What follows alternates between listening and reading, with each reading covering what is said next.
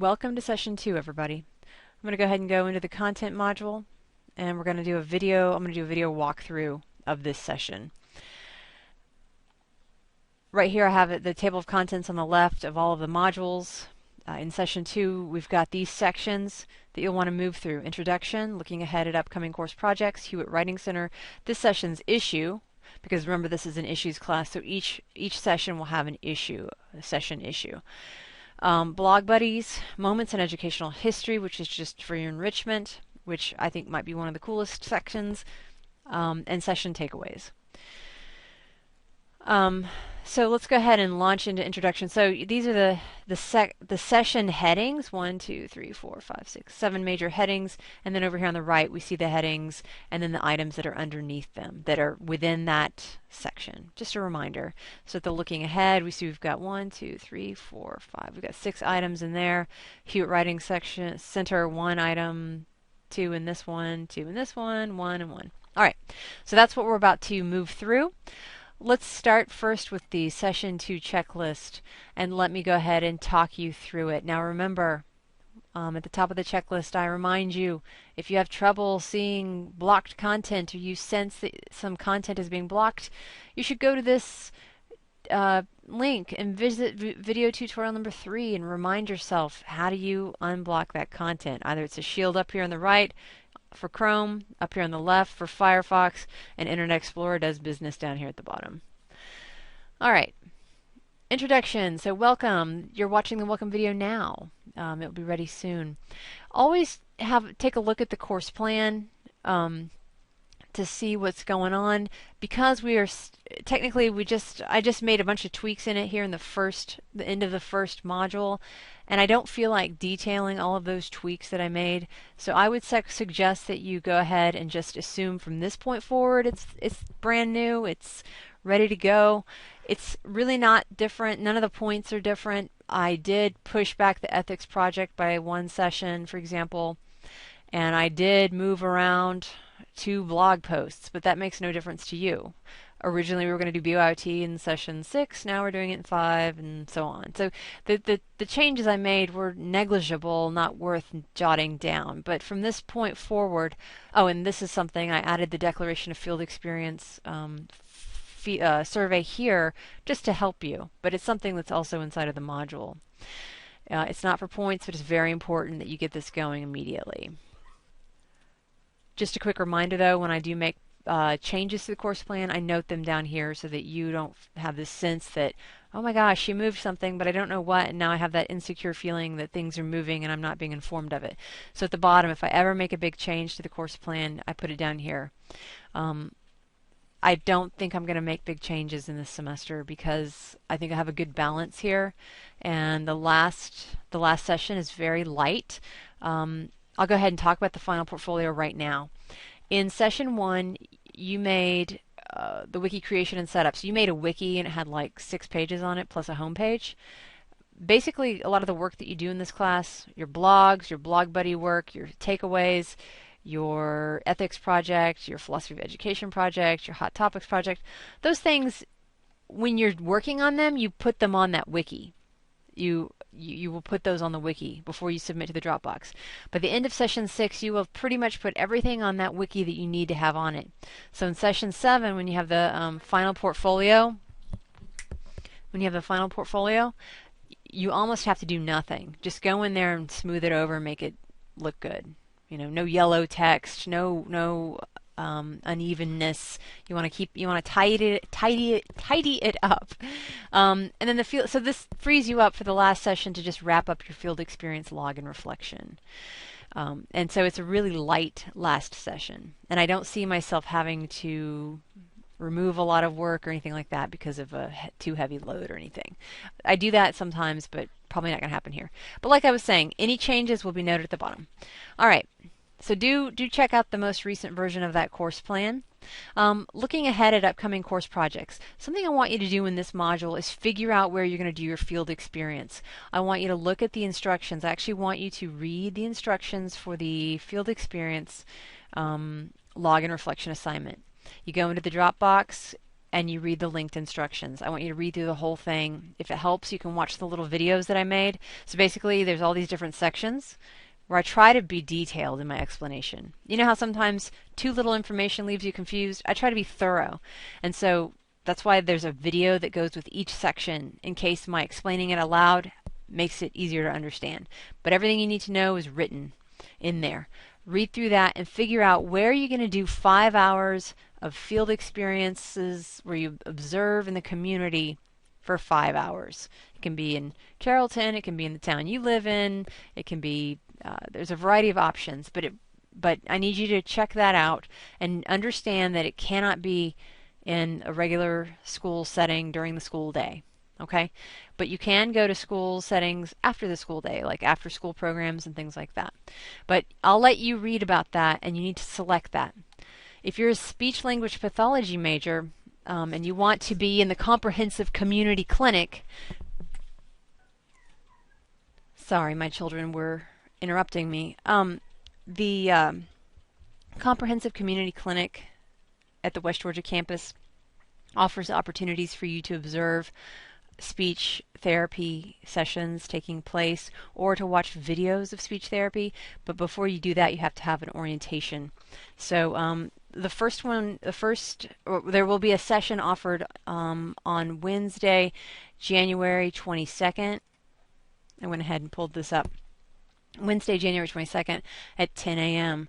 in the Comprehensive Community Clinic, room 264 of the Education Annex. Try not to be late.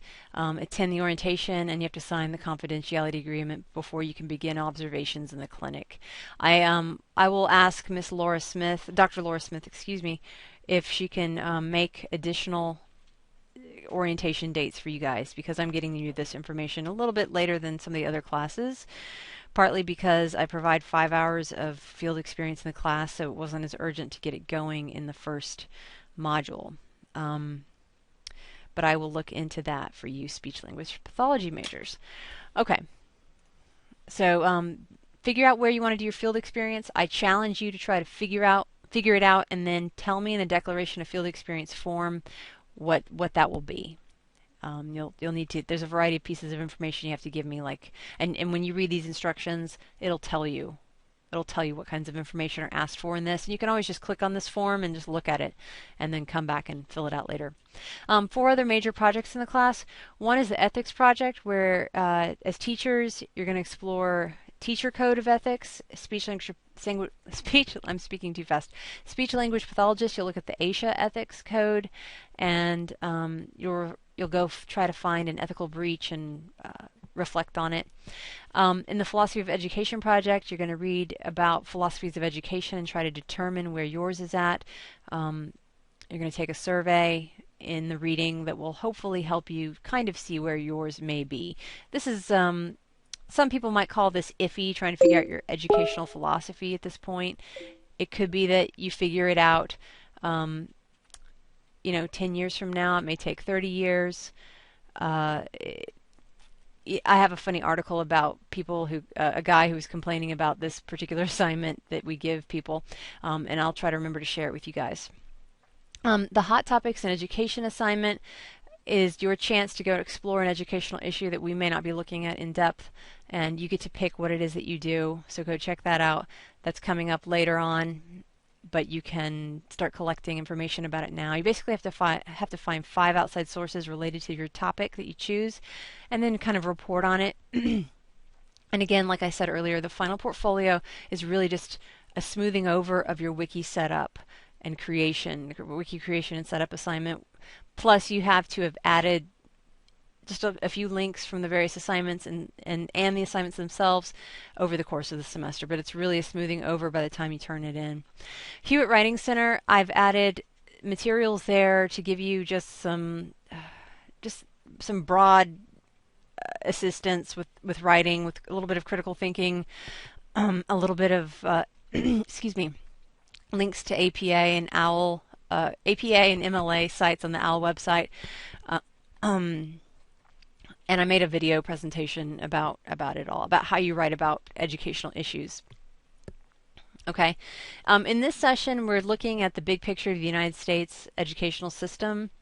We're looking specifically, most specifically, at the years between 2000 and the present day. So from George W. Bush, both of his terms, to both of Barack Obama's terms so far. And we're looking at the big issues that have come up over the past 13 and a half years. So check that out. There's a blog post. There's a lot of instructions, and a lot of detailed instructions in there for you. And in addition, I provided you with the book chapter that you're going to read. This is not an easy book chapter. Depending on how much you pay attention to politics and history and current events, this could take you anywhere. It took me about an hour to read the chapter. It was 20 pages. It took me an hour, but it would have taken me a lot longer 5 years ago. I've been studying a lot of this stuff lately, so it's a lot more familiar to me. It might take some of you up to 5 hours. If you're a slow reader, if you're not familiar with some of these issues, if you're really new to this, that kind of thing, I think it would have taken me 5 hours, at age 20, because a lot of the concepts may be new to you, and it's also written. It's written at a pretty high level. It's a challenging text, so give it the time it deserves. It's the most important reading in the group. This is provided to you through fair use doctrine, by the way. You can provide 10% or less of a book.